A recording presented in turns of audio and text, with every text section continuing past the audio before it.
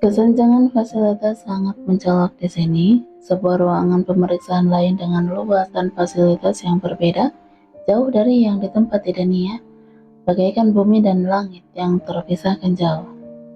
Hanya sebuah vas bunga imitasi yang sedikit mencerahkan suasana muram di ruangan ini.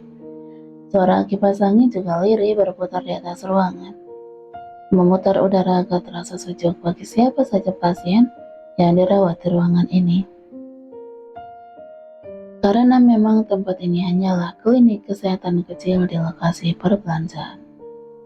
Aran sudah duduk di tempat tidur, tenggelam dalam pikirannya sendiri.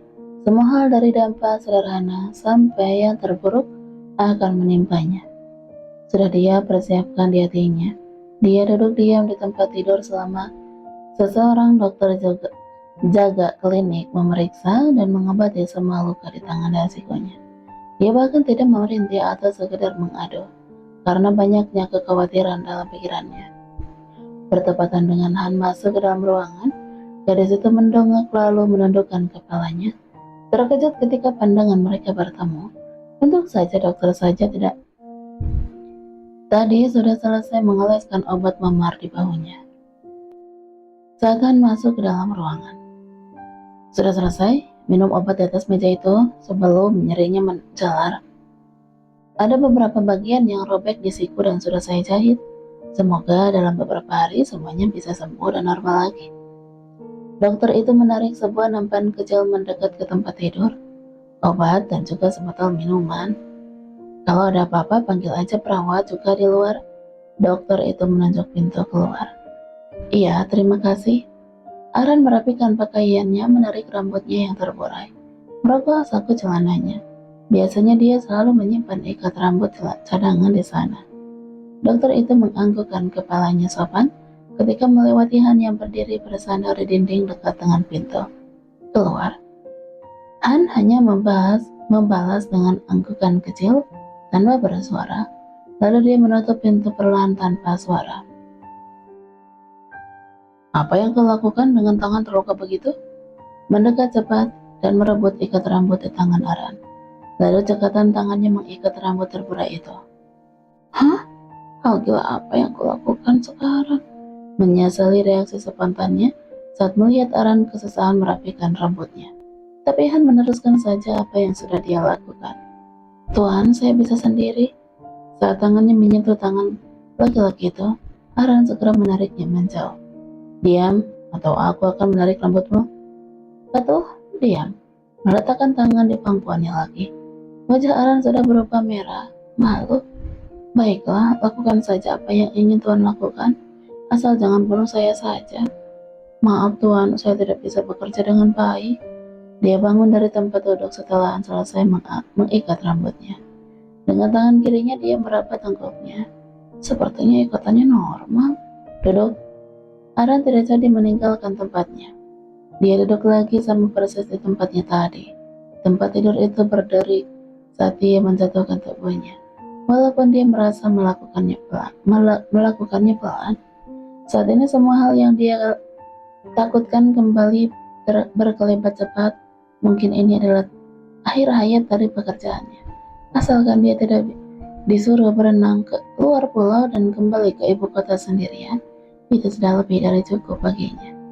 Menebus semua kesalahannya hari ini, masih tercipta kebisuan membuat Aran semakin tegang karena banyaknya prasangka yang muncul di kepalanya. Habislah aku. Tuan, aku terluka begini, apa tidak ada belas kasihmu sama sekali?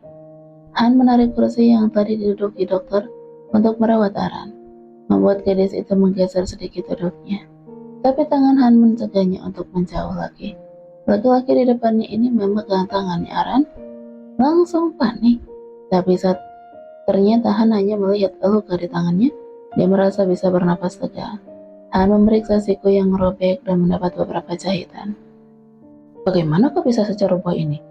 Tidak seperti biasanya. Han meletakkan tangan Aran dengan cukup hati-hati ke pangkuan gadis itu lagi. Seperti tahu kalau luka itu cukup membuat Aran terkesakitan. Walaupun gadis itu tidak menunjukkannya. Kenapa dia sopan begini? Minum obatmu sekarang. Mengangkat nampan dan meletakkannya di pangkuan Aran. Iya Tuan, terima kasih. Dia tidak baik, lalu melemparkanku kan? Saat Han kembali diam, Aran mulai tenang. Dengan hati-hati mengambil obat dan meminumnya. Maafkan saya Tuan, minta maaf dulu saja. Begitu strategi Aran yang sudah dia pikirkan untuk menyelamatkan dirinya. Ini kesalahan fatal. Dia melihat langsung marahnya Tuan Saga yang selama ini tidak pernah tertangkap media. Lebih-lebih sikap Han yang menggila untuk menghentikan kemarahan Tuan Saga. Aran bisa membayangkan bagaimana kondisi laki-laki itu, teman SMO Nona Dania. Dia masih hidup kan? Penasaran itu luntur saat memikirkan nasibnya sendiri. Tapi Nona Dania tidak terluka, terkorek sedikit pun tidak. Saya bersumpah. Aran mengangkat kedua jarinya bersumpah. Aku sudah melakukan yang terbaik, Tuan. Percayalah padaku. Bodoh. Satu kata yang keluar dari mulut Han sudah membuat Aran kehilangan kepercayaan diri untuk melakukan pembelaan. Menjaga Nona adalah kewajibanmu. Aran langsung menundukkan kepala. Ya, ini memang sedikit banyak akibat olahnya menyiram minuman dingin ke wajah laki-laki berbadan itu. Dan menjaga tubuhmu untuk tidak terluka juga adalah tanggung jawabmu. Han melanjutkan kalimatnya. Apa sih maksudnya? Maksudnya dia peduli padaku dan tidak mau aku terluka? Di mana keahlian bela dirimu yang kau bangga-banggakan di depan tuan muda waktu itu? Gayanya sudah seperti jagoan wanita tidak terkalahkan saja. Menghadapi berandalan seperti mereka saja, sampai lenganmu robek begitu. Mengangkat tangan Aran lagi, tapi gadis itu bisa merasakan kehati-hatian ketika Han menyentuh tangannya. Untunglah dia manusia. Kalau menghadapi anak buahnya yang terluka, mereka kan main keroyokan, Tuan. Mencari celah pertama sedikit pembela diri. Saya sudah termasuk hebat kan? Tersisa ruang tidak tahu malu di hatinya ingin dipuji. Tunggu, pengawal-pengawal itu tidak mungkin tidak cerita bagaimana perjuanganku kan? Ya mereka memang 2 lawan 1. Aku saja yang adu jatah sendirian. Tapi kan lawanku laki-laki. Aran sedikit kesal. Kalau dia sebenarnya sudah mempertaruhkan nyawanya dengan serius dalam perkelahian tadi. Walaupun dia di posisi kalah, mengenaskan dengan memar dan luka di mana-mana. Tapi demi mengingat kata-kata terakhir para pengawal, sebelum terjadi baku hantam tadi, nyalinya menciut untuk pamer kekuatan. Sekretarisan ingin melihat bagaimana hasil kerjamu, tapi sepertinya kau tidak berguna sama sekali. Sial, siapa sih mereka? Sudah seperti pengawal level tinggi saja kayaknya. Kalau mereka sehebat itu, kenapa masih membutuhkan aku di samping Nona? Tuan, Han sudah bangun, membuat Aran juga bangun dari tempat tidur dan mengikutinya. Apa Tuan akan memecat saya? Aran menghentikan langkah saat Han berhenti. Tangannya yang sudah memegang handle pintu terhenti, seringnya tipis muncul di bibirnya. Apa itu? Kenapa dia terlihat seperti tersenyum tipis tadi? Tidak, aku tidak akan memecatmu. Meneruskan membuka pintu dan berjalan cepat keluar ruangan perawatan. Seorang perawat juga menganggukkan kepala dan tersenyum. Tapi Han hanya melewatinya saja. Aran yang membalas senyuman itu dan mengikuti langkah kaki cepat Han. Benarkah Tuan? Terima kasih banyak Tuan.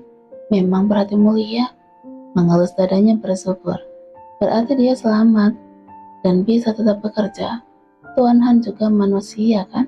Hatinya mungkin saja tersentuh oleh usaha Aran. Begitu yang gadis itu pikirkan. Kau bahkan belum membayar setimpal kerugianku karena bertemu denganmu. Kenapa aku harus memecatmu? Aku cabut kata-kata baik yang tertuju untukmu tadi. Siku Aran langsung berdenyut. Cepat, apa kakimu terluka juga? Mau aku suruh perawat mendorongmu dengan kursi roda? Dia memang sekretarisan. Tidak Tuan, terima kasih. Tapi kita mau kemana? Masih saja banyak bicara. Ke ruangan Nona, ada yang mau diurus. Tuan muda, kau jangan jaga Nona di ruang perawatannya. Ada apa lagi? Apa yang... Tidak meneruskan pertanyaannya, karena Han berhenti melangkahkan kaki. Hei, kau lupa? Aku pernah bilang, terlalu banyak bicara dan mencari tahu itu bisa Memperpendek umurmu? Maafkan saya tuan, mari lekas ke kamar nona. Harimau gila tetaplah harimau gila. Berada di depan ruang perawatan VVIP tempat Tania diperiksa. Dua pengawal yang sudah duduk berjaga langsung berdiri. Han mendekat dan mengetuk pintu. Tuan muda, apa saya boleh masuk? Tidak ada sahutan dari dalam, tapi sebentar kemudian terdengar suara Dania. Bukan mempersilahkan Han untuk masuk. Suara nona mudanya kembali terdengar. Tutup telinga kalian. Han menoleh pada kedua orang yang sedari tadi duduk di depan ruangan. Polusi udara semacam apa yang sudah kalian dengar dari tadi? Gumam Han. Baik tuan, sudah sedari tadi kami menutup telinga kami. Ujar dua pengawal itu menjawab bersamaan dengan hati. Mereka hanya bersitatap tanpa bersuara saat mendengar suara dari dalam ruangan perawatan. Tuan, kenapa? Apa Nona baik-baik aja? Apa? Kenapa semua orang memelototi-ku? Apa salahku? Jamuan makan siang sudah dimulai. Saga sudah terlihat gelisah dan mulai mengajukan orang-orang yang ingin menyapanya. Tapi dia masih terlihat bisa menahan diri untuk tetap berada di ruangan perjamuan. Han yang duduk tidak jauh dari mejanya sedang melihat ketidaknyamanan tuannya. Dia terlihat mengutuk Ken yang masih bisa tertawa sepuas itu sambil memamerkan kedekatannya dengan Tuan Saga. Han terlihat bangun dari tempat duduknya. Dia hanya menyentuh makanan sekenanya. Jamuan mewah itu tidak terlalu sesuai dengan seleranya. Beberapa orang terlihat ingin mendekati dan menyapanya, namun saat ia mengangkat tangannya, orang-orang itu pun tahu bagaimana harus bersikap. Mereka menjauh dengan tertib, bukan rahasia lagi kalau orang nomor 2 di antara grup sama sulitnya didekati dibanding dengan presidernya. Han berjalan menuju sebuah sudut ruangan, tempat di mana dia bisa mengawasi seisi ruangan sekaligus memeriksa HP-nya. Wajahnya langsung berubah saat melihat pesan masuk yang baru dia terima. Nona muda bertemu dengan laki-laki teman SMU-nya. Sepertinya hubungannya tidak terlihat baik. Seketika sebuah foto masuk. Han sudah tidak bisa menyembunyikan perubahan mimik kesal wajahnya. Dia mengenali siapa laki-laki yang ada di dalam foto itu. Bukan salah satu dari ketiga mantan kekasih nona muda, tapi pria kurang ajar yang punya kenangan buruk dengan nona mudanya. Kisah SMU ini dia simpan sendiri saat menjelaskan tentang riwayat kehidupan Dania pada Saga pun dia tidak menyebutkannya. Berharap Dania tidak akan pernah berurusan dengannya suatu hari nanti, karena setelah memeriksa, dia benar-benar menyimpulkan bahwa lelaki itu tidak penting di hadapan nonanya sekalipun. Sial, kenapa bertemu di waktu seperti ini? Seharusnya aku membereskannya tanpa tuan muda tahu. Cih, kalau sekarang tidak mungkin bisa menyembunyikannya. Yang aku khawatirkan selama ini hanya ketiga mantannya, dan mereka sekalipun tidak pernah berpapasan, malah bocah kurang ajar ini yang muncul. Dengan tenang Han meninggalkan ruangan untuk menelpon, memberikan instruksi pada semua tim keamanan antar grup yang berada di dalam pulau untuk menuju lokasi, menyiapkan helikopter yang akan membawa Saga dalam sekejap ke Pulau XX. Kalau Tuan Saga sampai datang terlambat sedikit saja, dia tahu dia pun mungkin tidak akan bisa menenangkan Tuan Saga. Apalagi jika sesuatu terjadi pada Nona Dania, dan semua akan di luar kendali kalau Nona sampai kenapa-napa. Arandita, semoga kau bisa bekerja dengan benar kali ini. Waktu itu Dania sudah benar-benar terpojok. Dia mengangkat kedua tangan melindungi dirinya. Apa dia mau memukulku, Tuan Saga? Haksan, kendalikan dirimu, terteriak keras. Hatinya mulai sedikit gentar. Dia bisa melihat kemarahan di mata Haksan. Semua sudah di luar kendalinya. Kafenya juga sudah porak-poranda. Mata Dania masih sempat berkeliling mencari di mana Aran. Jangan sentuh temanku. Melihat Aran terduduk tidak berdaya, Dania semakin panik dan merasa bersalah. Nia, ini semua salahmu. Kalau kau menurut, semua pasti baik-baik saja. Padahal aku hanya ingin mengobrol saja denganmu. Kau masih ingat kan?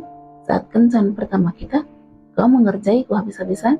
Setidaknya bayarlah hutangmu untuk waktu itu padaku. Daniel langsung menepis tangan Haksan dengan keras saat laki-laki itu ingin menyentuh pipinya. Daniel mendorong tubuh tinggi Haksan. Laki-laki itu tertawa karena dia sama sekali tidak bergeming. Kau gila kah? Aku sudah menikah.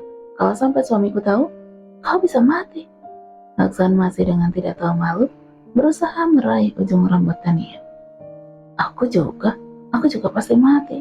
Paling tidak, kebebasan yang sedang aku perjuangkan. Suamimu sepertinya orang yang menakutkan.